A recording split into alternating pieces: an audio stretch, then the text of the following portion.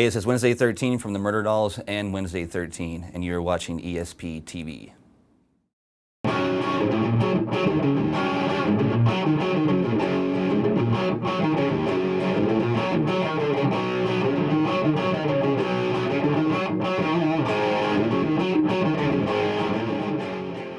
Obviously, you need to get your fingers independent and stronger, and certainly there were some techniques that I learned when I was younger that helped me get my hand more fluid on the guitar. I found that obviously the major scale is a great way to practice, okay, and ironically it could wind up easily like in a Kiss song like God Gave Rock and Roll to You, but I'll show you that after. But just a simple, let's say like G.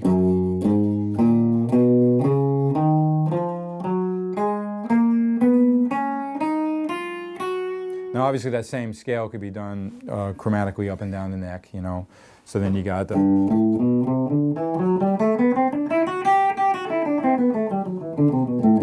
and so on and so forth. Now what makes it more musical and very nice, I'll put a little effects on it, but what will make it more musical is just to do thirds.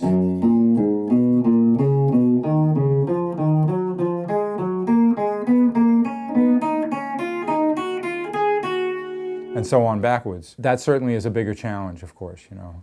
So that scale will give you a lot of independence of your fingers, okay? The scale I was referring to in God Gave Rock and Roll actually was a dominant scale, which is a G7 scale. That was your G major 7 scale. This is what that fits over the one I just played, or a regular G. And this is obviously a 7th, okay, which is like the chord in something that's going to go to a, always go to a C chord. But in this case we did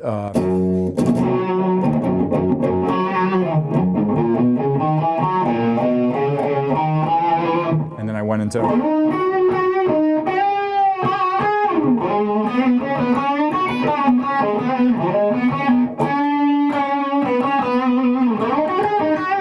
that was over God Gave Rock and Roll to You, you know. So just to show you how, yeah, scales wind up in songs, okay?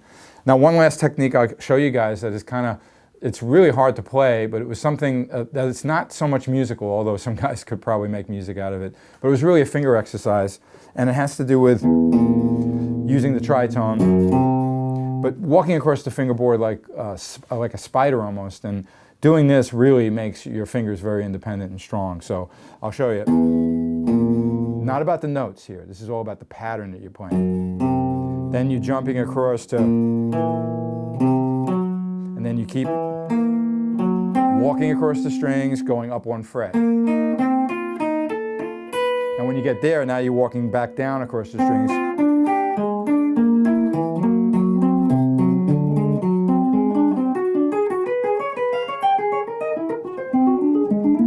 Get the idea, and go backwards. And that's something that a jazz teacher showed me to get independence of my fingers. And I prefer just jamming and playing and just play what I know, but I gotta admit that when you want to expand them, if someone shows you a riff that shows you some difficulty, okay, sometimes it is that you don't have the strength or the independence of the fingers. And of course, you know, different riffs can be played different ways. You know, easily your pentatonic blues scale can be played that way. Someone could use the pinky. You know, there's always a different fingering, but what if you want to stick in? That could be done maybe with the pinky and the 3rd finger. Some guys don't use the pinky at all, okay? So it's up to you to make the magic with what you're comfortable with and do the best you can. But remember, there's many, many different ways to do all these exercises, and there's many different ways to play the same scale. It's just like what works. There's guys with just a few fingers that can do it. So just get comfortable with what works for you, and make sure you do it in time, and that each note has musical emotion behind it, because the scales and playing things, even when you get it to a level of perfection, it's not really going to be music until you put some emotion into it.